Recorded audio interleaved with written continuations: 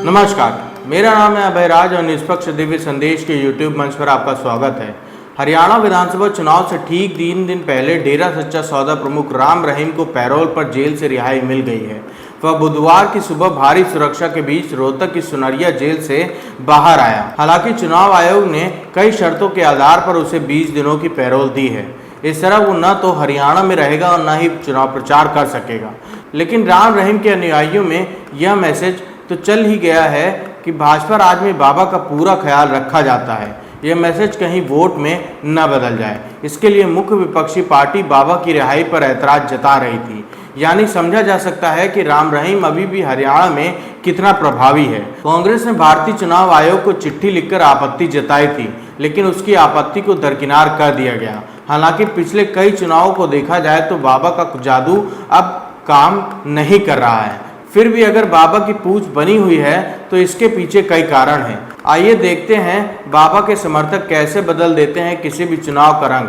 अखबारों में छपे तमाम रिपोर्ट्स में यह दावा किया जाता है कि राम रहीम का हरियाणा के 9 जिलों की करीब 30 से अधिक सीटों पर दखल है। बाबा के पैरोल पर बाहर निकलने से उनके समर्थकों में यह संदेश जाता है कि हरियाणा की बीजेपी सरकार अगर सत्ता में रहती है तो बाबा को इसी तरह बाहर आने की अनुमति मिलती रहेगी। डेरों का कम्युनिकेशन नेटवर्क बहुत व्यवस्थित होता है, ये पूरी तरह से संगठित होता है। सोशल मीडिया के ज़माने में एक व्हाट्सएप मैसेज से ही काम हो जाता है। विशेषकर डेरा सच्चा सौदा में पॉलिटिकल अफेयर्स कमेटी होती है।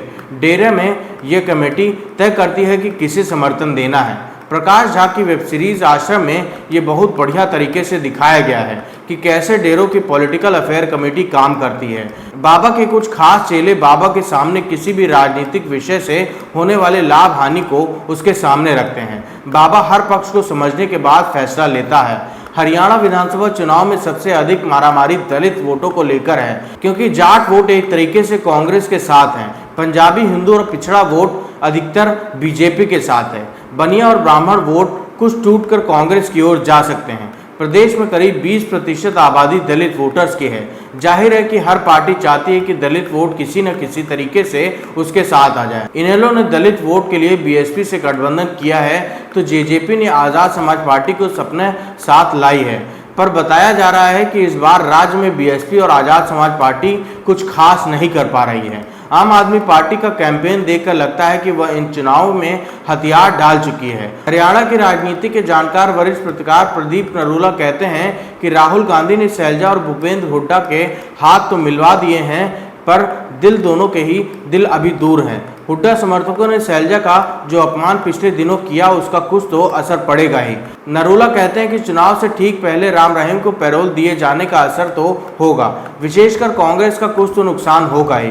दरअसल हरियाणा के गांवों में जाटों की दबंगई अभी भी पहले ही जैसी है। ऐसी समुदाय अभी जाटों से घुल मिल नहीं पाता है। बाबा की रिहाई से दलित समुदाय के बहुत वोट बीजेपी को स्थानांतरित हो सकते हैं। इसमें कोई दो राय नहीं हो सकती कि बाबा का जादू उनके जेल जाने के बाद से लगातार फीका पड़ रहा है। लेकिन जब वो जेल से बाहर थे और उन पर कोई भी मामले कोर्ट में साबित नहीं हो सके थे, तब भी डेरा प्रमुख भारतीय जनता पार्टी का कितना फायदा पहुंचाते थे, यह बहस का विषय है। तर्क के बजाय फैक्ट पर जाएं तो पता चलता है कि बाबा के समर्थन का कई बार कोई प्रभाव नहीं पड़ा है। 2014 में बीजेपी हरियाणा में पहली बार पूर्ण बहुमत से विधानसभा चुनाव जीती थी। डेरा प्रमुख राम रहीम ने समर्थन के बावजूद अपने प्रभाव वाले इलाकों में बाबा भारतीय जनता पार्टी को चुनाव नहीं जितवा सके। जिस सिरसा में राम रहीम का मुख्यालय है वहां पर बीजेपी एक भी सीट नहीं जीत पाई। हालांकि पीएम मोदी ने खुद सिरसा की एक रैली में डेरा सच्चा सौदा के कामों की तारीफ की थी। 2019 के चुनाव में भी सिरसा में बीजेपी जीत नहीं पाई। इसी तरह 2012 में कैप्टन अमरिंदर की डूबती नैया भी बाबा नहीं बचा पाए थे, जबकि बाबा का आशीर्वाद लेने कैप्टन स्पतनिक सिरसा पहुंचे थे। इसी तरह डबवाली सीट पर डेरा सच्चा सौदा ने खुलकर इनेलो का विरोध किया था, पर सफलता नहीं मिले। 2009 में अजय चौटाला भी डेरा के विरोध के बावजूद इस सीट को जीतने में कामयाब हुए। हालांकि चुनाव जीतने और हारने का केवल एक कारण नहीं होता है, बहुत से कारक मिलकर चुनाव में किसी भी पार्टी को विजय बनाते हैं।